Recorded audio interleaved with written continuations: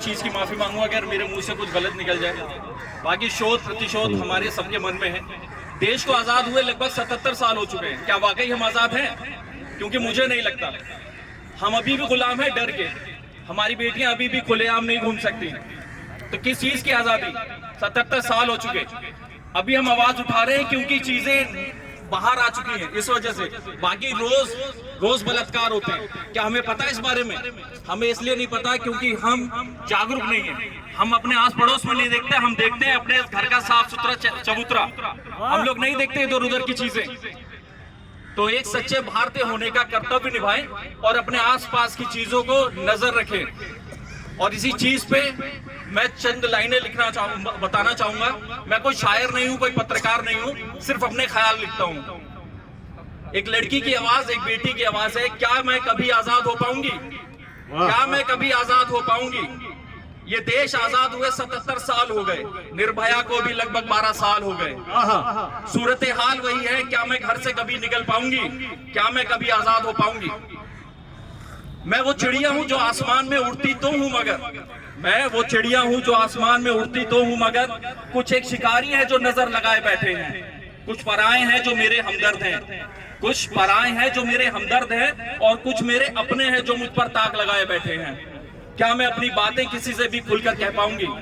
क्या मैं कभी आजाद हो पाऊंगी? शुरुआती स्कूल में प्लेच हुआ करती थी, उसमें एक लाइन हुआ करती थी कि all Indians are my brothers and sisters. क्या वाकई हम इस चीज पे एग्री करते हैं? अगर करते होते तो शायद आज ये माहौल देखने को ना मिलता। बहरहाल, एक सच्चे भारतवासी होने का फर्ज निभाइए और अपने आसपास जो भी गलत काम हो रहे हैं, या अपनी बहन बेटी जो भी, कहीं वो कोई भी हो सकता है, हमारी बहन बेटी माँ कोई भी हो सकती है। लोग कहते हैं कि छोटे कपड़ों पे उंगली उठाई जाती है। क्या 85 साल की महिला छोटे कपड़े पहन के घूमेगी? क्या 6 माह की बेटी छोटे कपड़े पहन सकती है? तो ये बेफजूल की बातें अपने तक ही रखिए और एक सच्चा भारतीय होने का कर्तव्य निभाइए। नमस्कार। जावेद भाई लाइनें बहुत अच्छी कही, लेकिन वाह का समय नहीं है। ये अपनी दुख और अपनी पीड़ा व्यक्त करने का समय है। देखिए, मैं एक चीज कहना चाहता हूं आप लोगों के बीच में, और आपसे माफी मिले उसके बाद कहना चाहता हूं कि इस देश में बेटियों के साथ ऐसा होता रहेगा। क्योंकि जो लोग यहाँ खड़े थे, जो लोग आवाज बन सकते थे, वो शाम और अंधेरा होने की वजह से चले गए।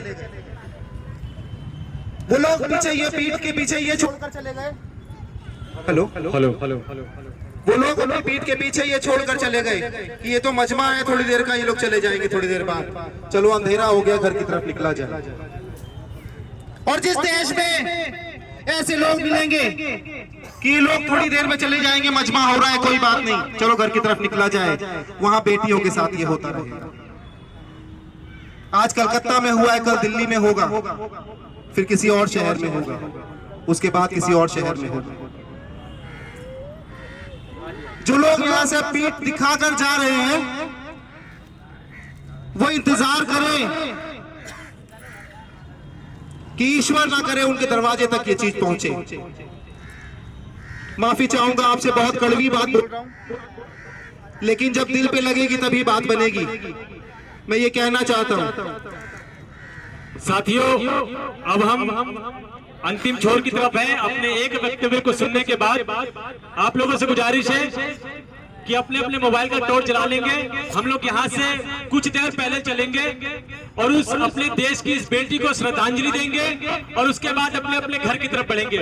लेकिन उससे पहले आप सभी से गुजारिश बस इतनी है कि मोबाइल का इस्तेमाल आज उस बेटी की श्रद्धांजलि के लिए, इस देश में जो बलात्कारियों का एक जो अंधेरापन है